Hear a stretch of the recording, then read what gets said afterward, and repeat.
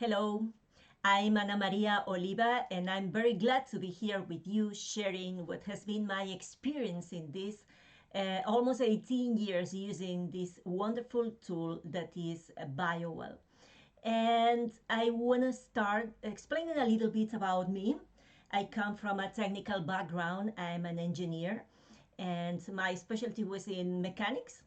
And well, I was working a few years and I was being a teacher for many, many years. And it came a moment in which I had a change in my life, in which, let's say that I was more sensitive to energy. So I started feeling the energy and I started learning how to work with this, what we say, subtle energy. And we use subtle because it's something that goes beyond what we can measure or not, because what we are going to see and what you know is that we can measure some octaves of that energy. So it came a moment in which I had that knowledge about how to work with the energy.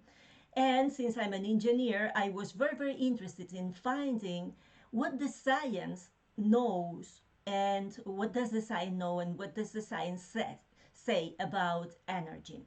So since I have a master in biomedical engineering and my PhD in biomedicine, exactly in the border between electromagnetic devices and life, well, it came a moment that this wonderful tool that we call BioWell came to me.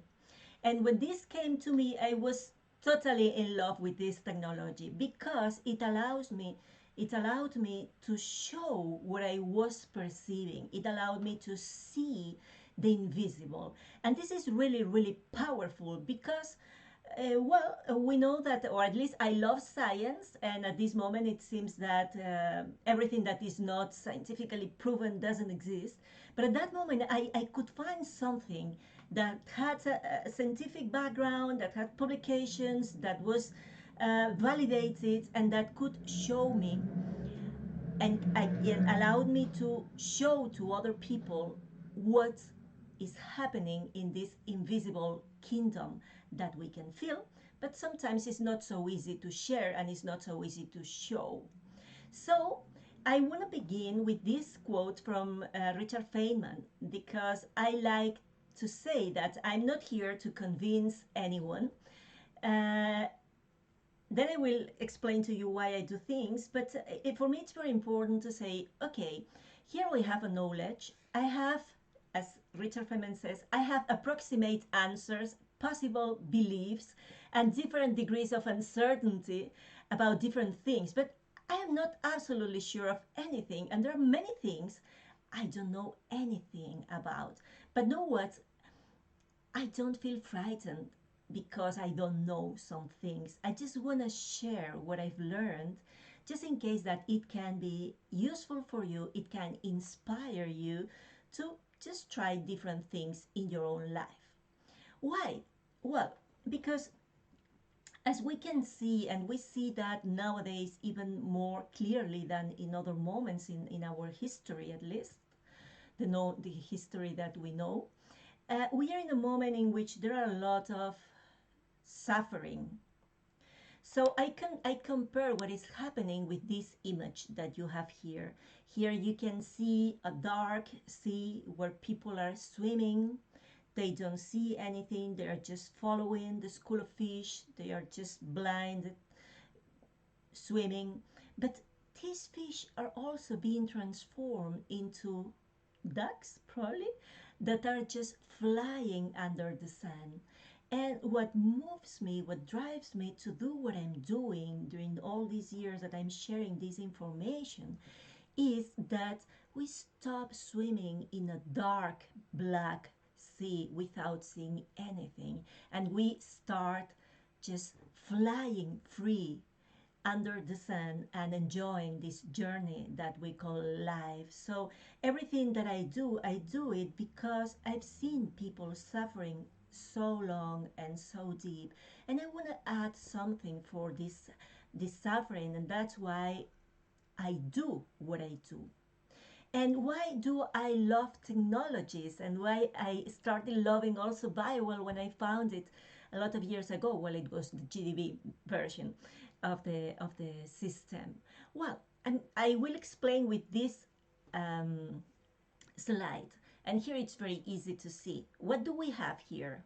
Well, we have a chess board, and here we have two squares. One says A and the other one says B.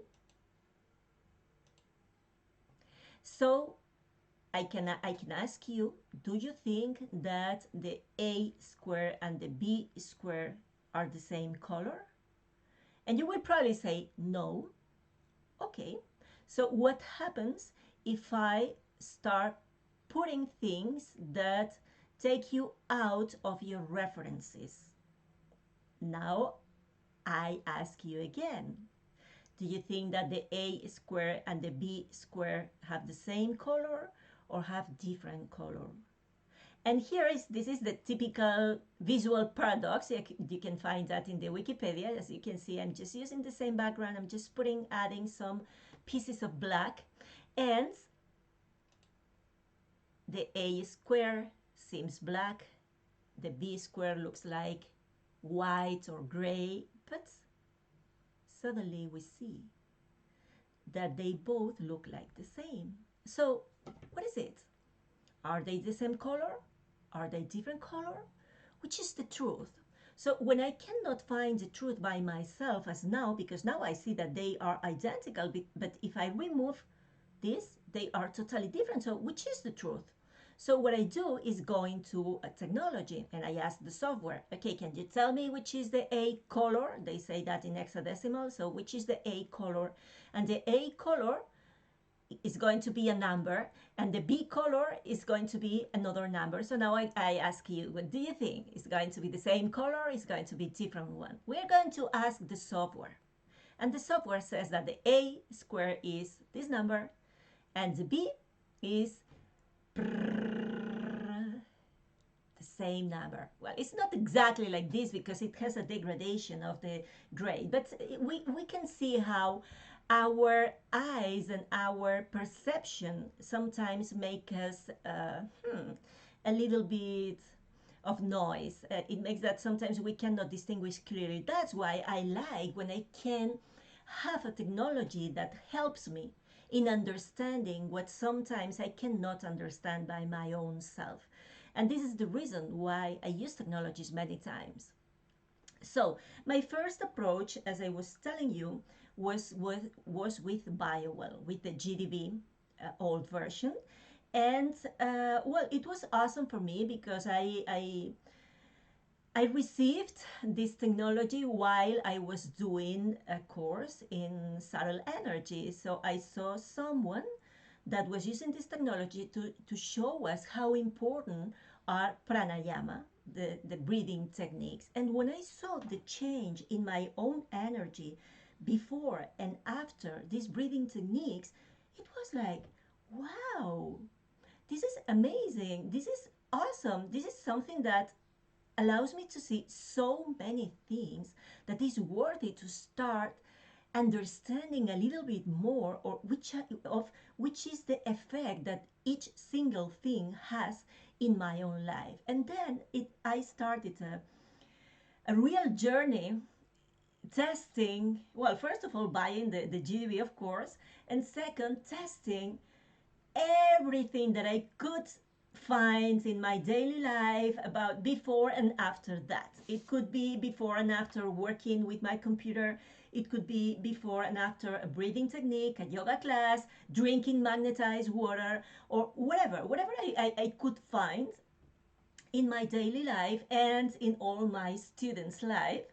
Because at that moment I was still a teacher and I was still in a very close contact with many people at the same time. So what I did was that I started taking pictures of many of my students, and since I know my students, I know how they are, I know what they are struggling with, so it was very helpful to do this kind of reverse engineering, if you want to call this way, because I knew the person, and when I started watching the images, I start connecting the information that I knew about that person with the information that I was finding in my images. So it was very interesting. It was very nice. At that moment, you know that there was not so many training courses about GDB, so it was a little bit like self education. And in this case, I did it like this, like a reverse engineering, reverse understanding of what was happening. And it was very nice because it gave me a very solid feeling and confidence in this tool, which is what we basically need when we want to work with a tool that we can trust that. Okay, so now I'm going to be just a little bit, just some little points about science because I love science, and of course this can be understood only if we expand our normal paradigm into something that is a little bit deeper or broader, because our normal paradigm is only based on matter, is only based on biochemistry and physicality. So we need to understand that the three basic elements in physics, I'm not talking about medicine or just human nature, I'm talking about everything that exists, can be considered like with three different elements. One of them is the physical body, another one is the energy, the vibration, and another one is the informational field. So we have matter, we have energy, and we have information. But the hierarchy is exactly the opposite. First, it comes the information that directs the energy towards a certain places, and this energy comes a moment that becomes physical. And this happens in everything that exists, and this can also be understood as different octaves. And for me, the challenge, the big challenge that we had 18 years ago and we still have, and especially at this moment that we're struggling with very, very, let's say, biological, physical, or mechanical things in our paradigm, in our medicine, and everything that is happening now, the big challenge is to have an integrated vision about what is happening. And I compared that with a piano that has different octaves. The notes are the same. We build the whole, we create the whole music, all the different songs with just 7 notes, and are always the same. In Spain we call them do, re, mi, fa, sol, la, si. And then we have this pattern or these notes that are repetitively increasing in frequencies, and we call that different octaves. So we can consider that we have different octaves in ourselves too. We have a physical octave that can be like the lowest, the more dense octave. Then we have an energy octave, we have emotions, and we have mental issues, and we can even consider the spirit. And what we need to know is that the information in each one of these octaves is not different from the rest. It's the same notes. It's the same do. It has a physical component, has an emotional component, has a mental component of, if you want. The same emotion has a physical component, has a mental component, and every thought becomes something emotional, becomes something energetic, and becomes something physical. And what we need to understand is that everything goes together. Okay, and there are different octaves, are harmonics of that. So my question has always been, since I was very young, my question was always, okay, it came a moment when there was a child that I realized that I wasn't a person different from my mother. And since that moment, I'm still asking to myself, who am I? Who am I? What is being alive? What is life about? What is being a human being? What is consciousness? And we know that in science there are small questions that we spend a lot of time on that, sometimes a lot of money too. That is which is the metabolic path for the sugar synthesis or whatever, or which is the effect of this pill or this drug, or yes, these are small questions that we spend years and years trying to understand. But there are also these other big questions, like I'm saying, what am I? What is life about? That can also be addressed, if not answered, using science. And that's the kind of science that I love. The science that helped me to understand better who am I. So, in this understanding that we have now, that we know that we are not just matter, that we are not just a body, we can understand that we have a consciousness that can be connected with this information, that in the hierarchy is the one that is directing the energy in our mind, in our emotions, in our physical body energy, that finally will become what we see as matter. And everything is connected. It's just like harmonics, it's just different octaves of the same information. It's not something different. One thing is not different from the other thing. And there is a whole new paradigm in which there are many, many sciences that are putting their grains of sand in this super big understanding of life from another point of view that is less materialistic and much more energetic. Of course, Konstantin Korotkov, thank you for introducing me to this wonderful uh, language of energy with your wonderful tool. There are other sciences that here you have some of the names that I consider like the superheroes of my own galaxy.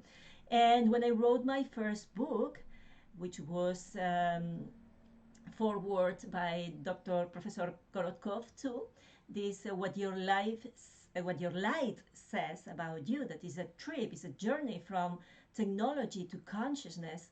I explain a little bit of this science before starting explaining and sharing a little bit what I'm going to share with you today in this talk. Okay, so one of the first things that I realized when I started seeing these images from energy is that energy doesn't judge. And sometimes we are not so conscious about what is energy telling us or what is our energy saying.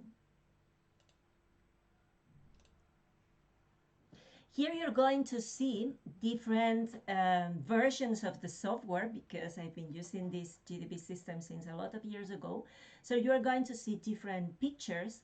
And here, for example, you can see these three pictures that are showing different levels of energy. And what I want to say with these conscious emissions is that we are experts in lying ourselves. We can convince ourselves of something and exactly the opposite because we are masters in lying ourselves. But energy doesn't lie. So I can think that yes, I'm very glad to meet you again. You find someone, you meet someone in the middle of the streets and suddenly you say, yes, I'm glad to see you again. How are you doing? But in fact, you are not glad to see that person again because you are still feeling a strong emotion towards that person. So what happens there? That even if you are smiling, even if you are saying, yeah, and being very nice and very polite, your energy probably is saying another thing. And there is a connection and there is an interaction and there is a conversation between both energies that is going to say the real truth and not what our words say. So I started, as I mentioned, I started working with anything I could find surrounding me that was how things affect me. What was my purpose? And this is something that I want to strengthen and I want to tell you very clearly. I see many times, almost all the time, how people give their own power to the rest. That means that I let the TV scare me. I let a person make a decision in my name. I let other people to do other things that's my responsibility because I'm an adult person.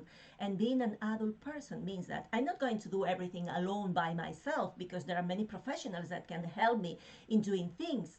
But it doesn't mean that I'm going to give my power to the other person. I still can say something. I still can question something. I still can ask you what do you think, and I can tell you what do I think.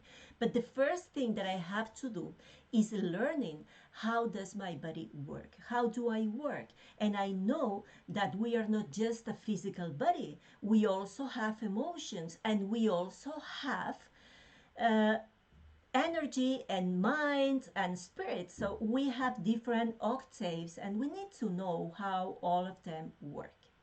So I started measuring before and after many different things in my own self and of course in many other people because, well, I wanted to have my own knowledge about um, how to come back to being responsible, how to know which is the price that I pay for living the way I'm doing. And once I know that, I can do something to change it. But first of all, I need to be aware, I need to be conscious. And I put here me in capital letters. How does it affect me? Sorry that there is an overlap with the image.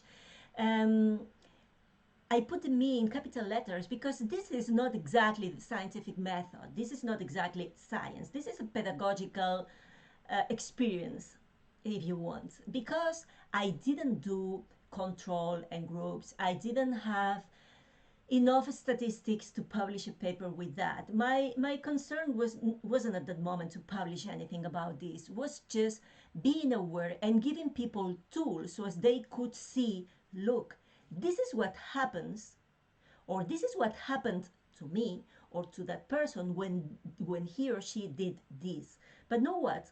We are quite similar. We are quite our behavior is many times quite similar. We are not so different one from the other.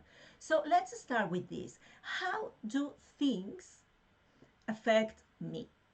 And I'm going to start with one of the questions that at that moment I was concerned about. That was, oh my God, I work a lot in front of the computer, and how is it affecting me? So I did a before and after. You can see here. I don't know if I can record the mouse. I don't think so. Well, here you have the before at the left side and the after at the right side. This camera has the opposite. So this is the before and this is the after of myself a lot of years ago, as you can see, because in the software, and before and after working 1 hour at the computer. So, well, I always felt that the computer was making my head like heavy, that creating a headache and like a lot of energy here. And you can see that, yes, basically is this. And of course, this energy is here because it has disappeared from other places. Well, at that moment, probably I was also a little bit upset because you can see some flames that come from the liver area, but I'm not going to go so deep in the interpretation. But it allowed me to see that, okay, I was one of the person that sometimes think that if you are vibrating in love and if you're passionate what you're doing, things don't affect you so much. And that's probably true, but we need to know that things also affect us in a daily basis. So it can be that one day I'm super excited, it doesn't affect me so much, but another day I can be not so excited. And I have to know that there are certain things that interfere with my own energy. So here you have the first image of myself with the energy being interfered because of the electromagnetic field of the computer, and also probably because of being sitting down static in my chair and probably very focused in something that I was creating at that moment. So it's not just one single thing. But here we can see the first change. This is awesome. This is Julio. Julio is one of my students that now he's a psychiatrist. He has finished the school and the residence and everything. I'm talking about images that are really old, but I love them because I still love them because I think that are so useful to know ourselves more. So here you have Julio, and Julio has a before and after measurement of many things because he was helping me a lot. And in this case, I was just putting him listening the statics in a radio.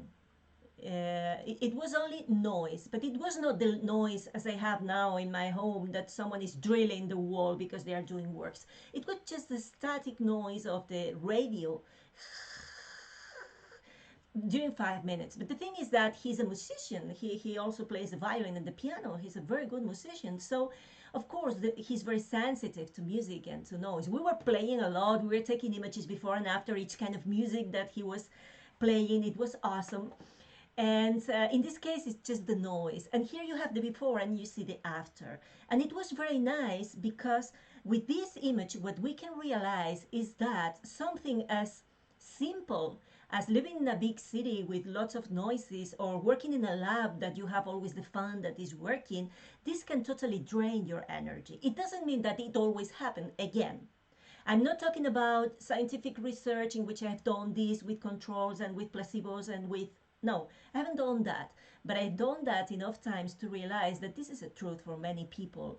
That just being with lots of noise, physical noise, can create that your energy disappears, that your energy is drained, and that you get tired and even you get sick, because what we know is that this energy field that is surrounding us and it's inside us is protecting us, is nourishing us, and at the same time is protecting us from everything that comes from outside. So here you can see that the second image, the person is much more vulnerable than the first, just because of being 5 minutes listening to noises. So now you can try to feel yourself when you are in front of a noise. You can try to feel and say, how do I feel with this? Do I feel tired? Yes. So what can I do? Sometimes it's as easy as putting earplugs and that's it. Like in the labs, that is very easy because we always have the fans that are working because of the extraction of the chemical substances. But sometimes just putting headphones, you can improve a lot your energy. But you will not know that unless you pay attention to it. You know, that's what I love. This, I think that now you're getting my passion of showing this, because it was so extremely useful for me to understand more about my own self, how my body is working, and how can I improve and optimize my own health. So let's continue with more images. The noise in the systems. Look at this old version of the software. We can see that it's affected before. It's in this orange, and after is in this kind of purple. So you can see how the energy that was more or less in the standard zone, in the normal area, it becomes suddenly dropped. And it's not only in one system. Of course, each person is different, and each one of us have systems that are weaker than the rest. So this is going to affect specifically to the places that in my structure are weaker. If I'm a person that I'm easily upset, probably my weaker point is the gallbladder or the liver. So probably everything is going to go there. Everything is going to impact there. And the same stimuli, the same noise, another person can affect to another place, because this is the weak spot. I always say that when we have a chain, the chain is broken always in the weakest link, not in the link that I'm doing the strength or doing the effort. Is in the weakest link. So this is what is happening to him, that he's losing energy in many systems, and in some of them he's losing more energy, probably because he got upset with that. Okay, and this is another person listening another thing. Music is great because it has a strong effect on our energy. So here you have another person. This person is called Javier, and Javier was listening for 3 minutes, 4 minutes, a song that is Spillware from the band that is called Rammstein. And here his image, as you can see, uh, was this one, and after the music was this other one that, as you can see, is weaker, is more vulnerable, is more broken, is not as, let's say, homogeneous like this. It's not that it's extremely homogeneous, but it's quite continuous, and we love this, like the bottom, this bottom part in which we have the light blue and the dark blue, and everything is continuous, is homogeneous, and then you see that this is suddenly broken. Okay, so what happened with this? And I asked him, what do you think about this music? And he told me, I like it. And say, really? So let's see if your body likes this music or not. And according to this image, what we can see is that this music had an impact on his energy, and it was an impact that was not exactly harmonizing. Okay, it was something that was breaking his energy, even if he didn't realize, if he didn't know that. So then I did the same experience with a very young girl. She is about 15 or 16 years old.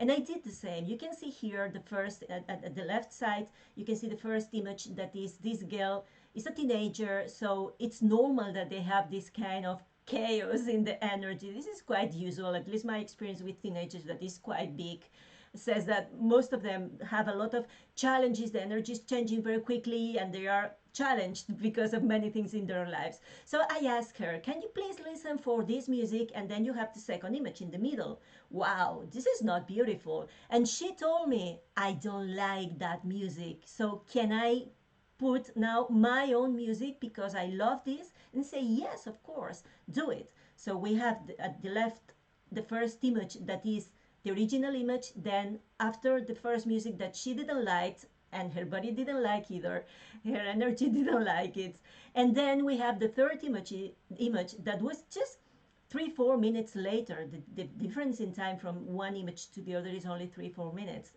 what the music lasts. And in this last image, in this last picture, we can see how her energy was much stronger, and was stronger just because she was enjoying that music, and that music had a strong effect on her. So now you can ask to yourself, okay, do I really like what I'm listening?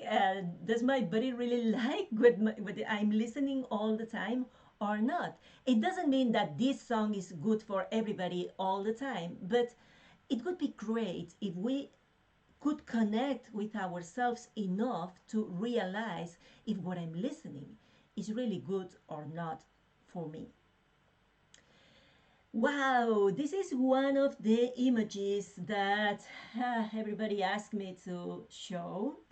And at the same time, I was also wanting to show and to see.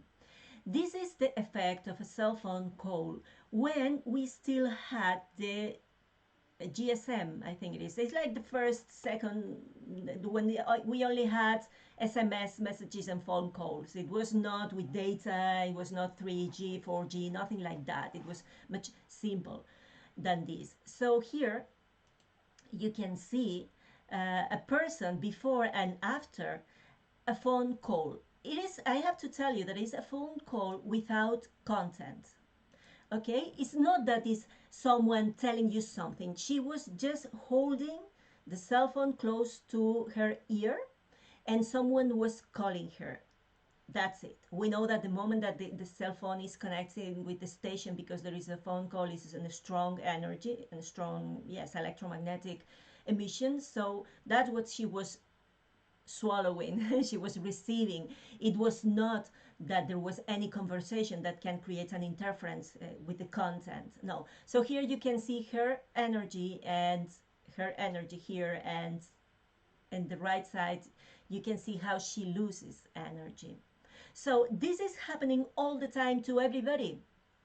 I haven't measured everybody all the time, but I've measured enough people before and after the cell phone calls, so as I can tell you, yes, they interfere a lot with us. It can also happen that you receive a phone call and they're telling you the best news ever, and this is going to compensate, probably the emotional part of that is going to compensate the radiation. But what is clear is that living surrounded by so many artificial electromagnetic waves is not exactly healthy for ourselves. As you can see here, this person becomes more vulnerable, becomes weaker. But not everything is about being weaker. Sometimes it's also about being stronger. So this is a girl that was just playing. What does playing mean in this context? She was with her boyfriend and they were just like dancing and having fun and doing like, you know, silly things, not something specifically planned. It was, in fact, she was waiting. She is Julio's girlfriend. She was Julio's girlfriend, and she was waiting that I finished all the research with Julio, and she was a little bit like tired of that, as you can see in the first image in your left side. You can see that she's tired and she's like, let's see what happens here, because we were having such a great time doing these kind of experiments that well, we were enjoying. So time flies when you're having fun, but not so not so quick for persons that are waiting for us. So in the moment that I let them together and they start just like, yeah, just hugging each other and playing a little bit, so look at the change in her energy. This was awesome because here is when you realize how powerful we are and how easy it is to get your energy better, to be stronger. We just need to have fun. We just need to enjoy with our friends and with our girlfriends and boyfriends and with our family. We just need to enjoy because this is going to make us stronger. Sometimes we are looking for, we go into the rabbit hole trying to find the solution for something because it seems that everything makes us weaker, weaker, weaker. Everything that I'm showing you makes us weaker. But you know what? It's so easy to be stronger too. We're going to go back on this later. I want to continue showing you other things. Our beloved ones. This is again Julio's girlfriend and me in this case. And here that I said, two people, they don't know each other. It was the first time that I met her. He was my student, but I didn't know her. So here we put together the two fingers inside the device. And as you can see, there is kind of corridor, white corridor without energy between she and me, or her and me. There is no energy, no common energy. There was like kind of rejection of the energy. It seems that she was not so happy with me. And when I put they both together in the same image, you can see how one of them is hugging energetically the other one. So here you have two people with a close relationship. So during a few months, I was doing that with couples. I was just playing with it, and I was just taking images before and after. They both together and seeing what was happening. But I decided that it was not a good idea because sometimes, well, the images were not so beautiful to see or to explain. So I decided that I don't want to be part of any divorce. So I'm not going to show you more these kind of images. Okay, and this is something that is wonderful, that is great. Is for me, it's awesome. I put here on the top of the image, you will recognize that is the typical crystal, water crystal that Masaru Emoto did in his super pedagogical research that was about the messages in the water. I was thrilled with that book. It totally blown my mind up because it was amazing to find this, to see how the different things were affecting the water structure, especially taking into account that we are 70% water. So then I was inspired by his way of doing things, and I started doing my own research and say, okay, let's see what happens with the words. So I was in a classroom at a school. I was doing a research there. I was doing a kind of workshop 3 hours, and we were doing some tests live. I explained a little bit about energy. I showed them some pictures, and then we were doing this kind of tests, and we were doing that live. So here you have a person, a boy, that he's young, he's probably 14 years old, his energy is kind of messy, right side tired, so probably he's been doing a lot of things. And then I asked him, okay, what do you want to do? And most of the people told me, were telling me, I wanna dance, or I wanna listen to this music. Some people want to just run outside in circles outside the school. And this guy told me, yes, I want my friend to insult me. Well, this is not the most beautiful thing I can do with children, but let's do it. Let's see what happens. It was risky because it was the first time I was doing that. It was risky, but it was worth it to do it because they went outside and they started saying horrible words one to the other. But you know, when you listen a horrible word and then a laugh, so their intention was not insulting the other person, but just laughing at me.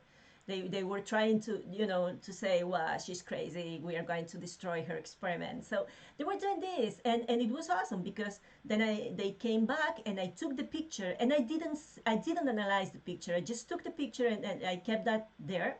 And I say, now go outside and say beautiful things to each other. So they did exactly the same. They went outside and they did beautiful things, but just one word and one laugh. It was just laughing. Okay, so look at this, because it's quite awesome. After saying bad words, you can see how the left part of the image is being broken. The left part is more about emotions. So the whole left part of the image, as you can see, was broken. So even if there was no intention, the word has a power itself. And that's great to know, because that way we can be more aware of the way that we are using the words. This is something that Masaru Emoto demonstrates it too. But for me, it was awesome to see this, because it was the first time that I was doing that, and I was doing that live, so it could haven't worked, but it worked. And after that, I did the second measurement, that was after beautiful words, and guess what happened? If I put it, that the energy, let me put it big, that the energy, the whole energy was again reconstructed, was rebuilt, and it was even stronger than it had been previously, that it had been at the beginning. So look at this super interesting information that I got at that moment 15 years ago, live in a school with teenagers. That was, let's take care about the words we say, because it's not the same saying one word than the other, even if we have the same intention. Because many times that we say that the power is in the intention, well, here we are seeing that the words without an intention, they also have power. So probably it's worth it to start learning something about the neuro-linguistic programmation and things like that, because it's going to be extremely useful and power for us. Playing games. Does it happen every time to everybody? No, but I've checked that many times. Here you have a guy, a boy that is with his energy, with his messy energy, and after 10 minutes playing with the PlayStation. Does that mean that the PlayStation is like evil? No, but this means that for this person, playing the PlayStation was not the best way of spending leisure or free time. It was not the best idea. And this happens many times when we are playing or doing activities that we have a limited time to do it. When they can control our minds, they can control everything, because the time is the atmosphere of the mind. So when they are controlling your time, when you have just limited time to finish this exam or this test, or you have a limited time to fulfill this in this screen, wow, this is a strong stress for the body. This is super strong stress. So here you can see that this was stressful for this person. I've also seen other people that once if you have a lot of worries, and then you just play a game, and you can focus in something that is far from all your worries and concerns, it can also make that your energy becomes stronger. But we need to know that it can also make you weaker. So it's worth it to know it, and to try to at least to be aware of that, so as we can decide at every moment what we think is better. Smoking, cigarettes, just tobacco, is it good, is it bad? So this was a very nice image, before and after. And the first thing that it shocked me was that the energy field looks much stronger in terms of amount of energy. And it was nice to discover, because this is what we call addiction. Exactly. Your body is missing something. When you give this something to your body, woo, feels fulfilled or feels completed. But you must know that you pay a price for that. And the price is all the filters in your body that are burning at this moment. So this is what happens when this person was smoking. Here we can see the fact of an addiction, the, let's say, the apparently positive effect of an addiction, and we can also see the price we pay for doing what we do. And if what we are smoking is not only tobacco, sometimes other things can happen too. In this case, here we have a pattern of this person, that it was a nice pattern. This is are the original images. Now with the Bible, we are not so used to see these images, but the GDB old users, I'm sure that they will recognize this very easily, because we were used to watch these images before they were processed. So here we have these nice eclipses. Here we have these nice images, and before and after smoking psychoactive substances. So at this person, at least, and I have repeated that many times, these things that alter the biochemistry of their brain, they also alter the energy, making them weaker, making them more vulnerable, making them, yeah, less strong. That is the same, that weaker. Okay. And if we go to different substances, then things become more and more difficult. But this is another rabbit hole, and I don't want to go there now. I'm open to work with this and do research with someone if you want, because I've done my own research on this, but it's not something that can be considered like science. I'm just going to tell you that this also affects us a lot, much more than people would think. That's why I want to show all this stuff, because I want people to be aware. I want people to be aware that everything we are doing has an effect on our health. So when people tell you, no, this is not going to change anything, no, it is going to change anything. It's going to change many things. So you have to know that, and then you will decide if the price is worth the effect or not. That's your decision. That's why we are adults and we make our own decisions, but we can only be free if we start having knowledge. Otherwise, it's going to be very difficult. So this was another awesome test that I was doing in a family, because after the PlayStation boy that was playing, and this was, I mean, I have so many experiences, and I have enjoyed so much doing this work or playing this game with the Bible, that I have so many things that I could explain to you. So in the same family that had the boy that was playing with the PlayStation, and that the parents told me, just show him how bad it is that he spends so much time playing with the PlayStation. And they say, yes, I can show that, but you are his father, so you can also tell him and put some limits, because sometimes we want other people to do what we should do, because setting limits is something that the parents should do. But anyways, I was I was explaining them, I was showing the pictures, and the boy saw that he loses energy playing the PlayStation, so everything was perfect. But the unexpected happened. That was that the child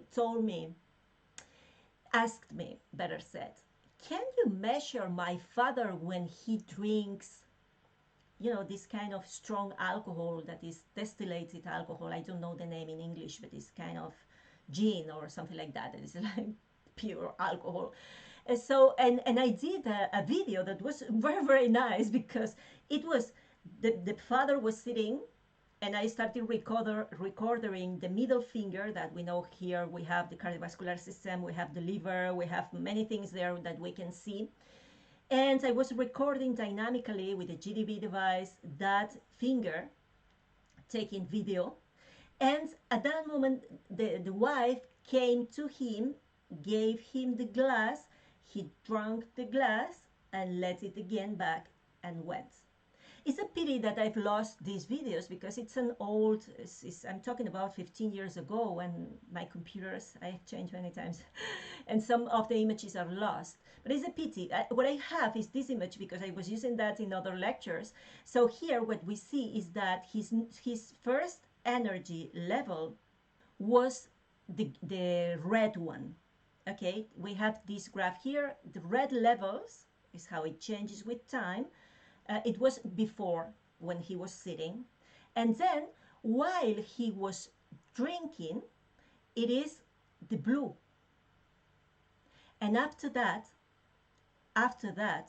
we have the green. So we have a big drop of energy while he was drinking this strong alcohol, and then he recovered a little bit, but not enough. But what was very interesting was seeing how the body was reacting even before he was drinking.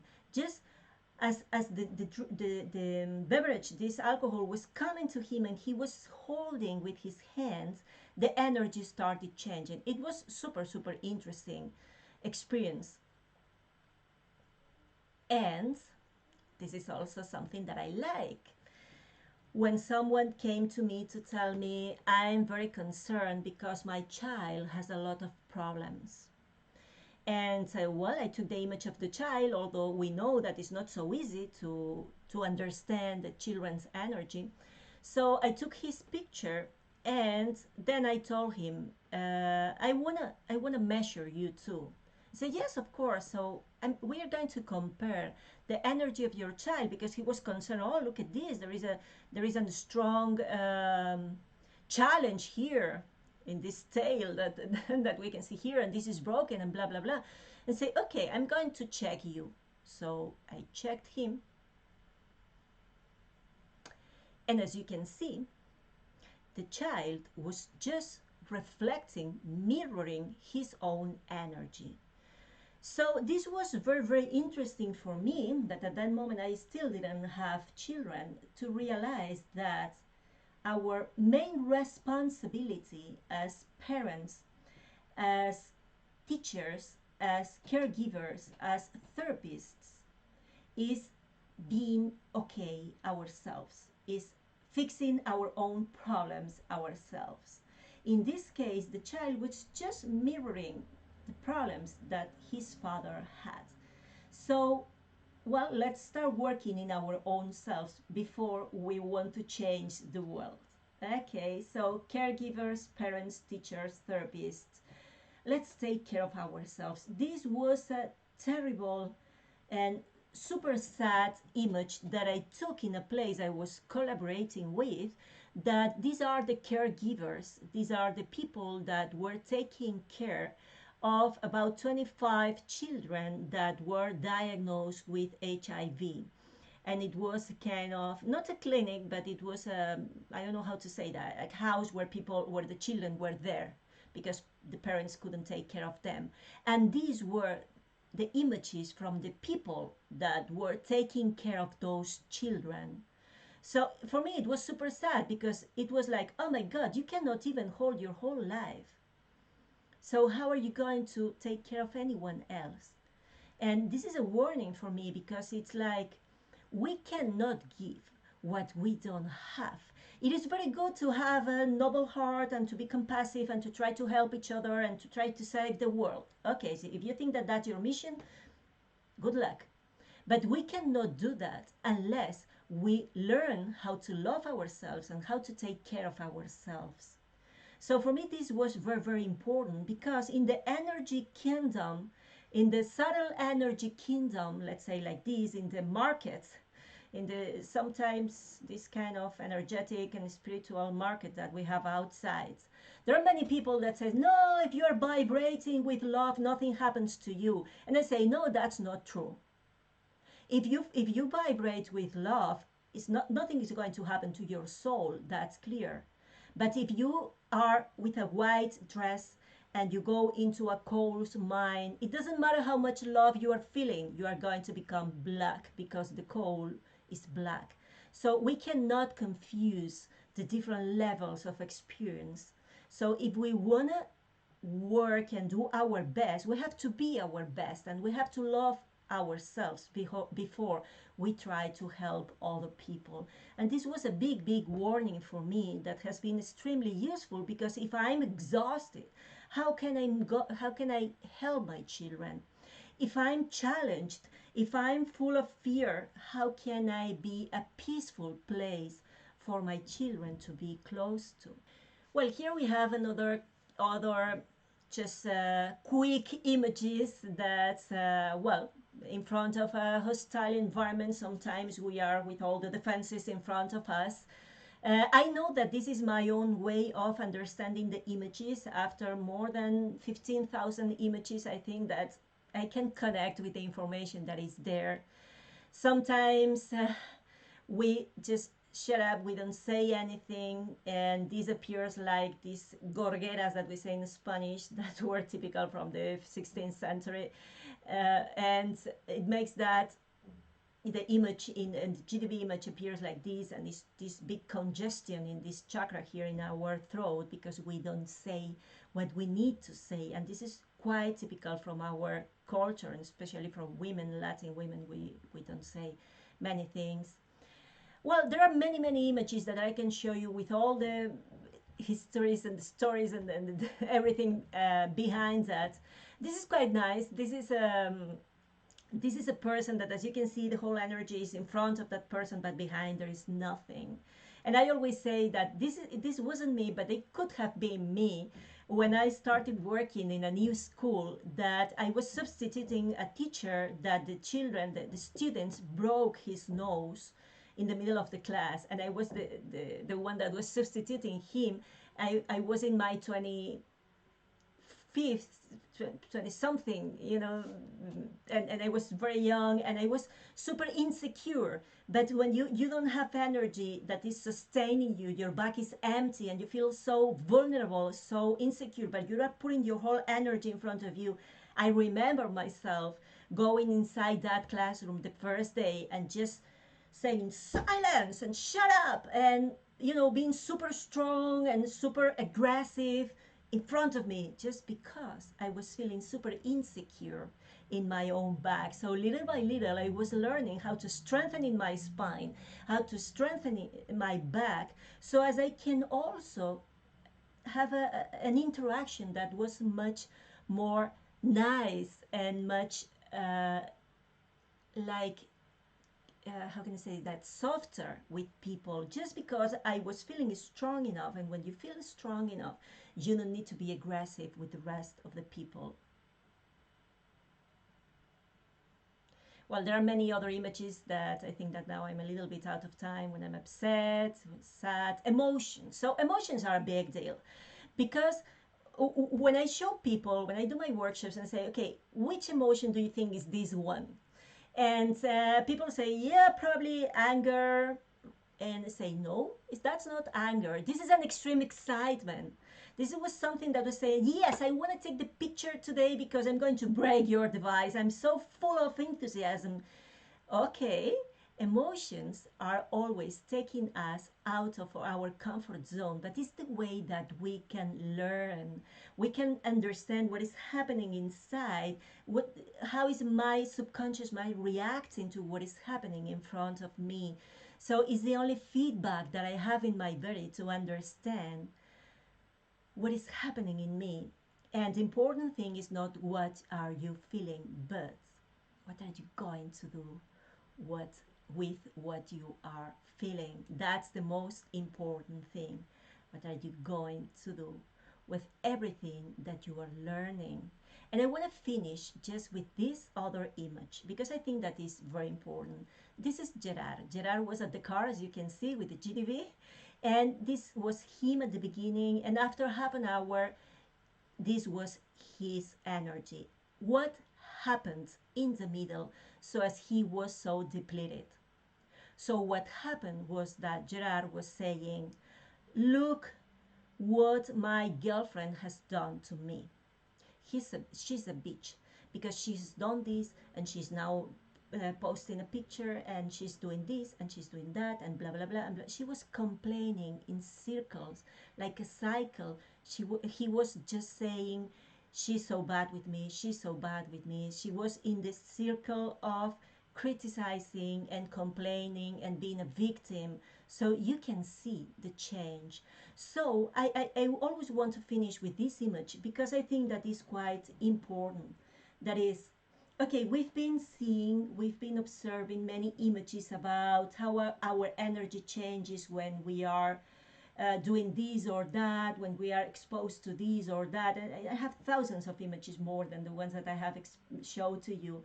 But if I have to choose one that creates the most dramatic change in my energy, I'm always going to choose this one, because this is not what other things from outside you are going to do in your energy. This is what you are doing to your own self all the time, that you are just cycling in complaining and in criticizing. So the best thing we can do for ourselves is knowing ourselves enough to realize which kind of things are making me stronger, which kind of things are making me weaker, and according to that, choosing a lifestyle that can help me to be always the best version of my own self.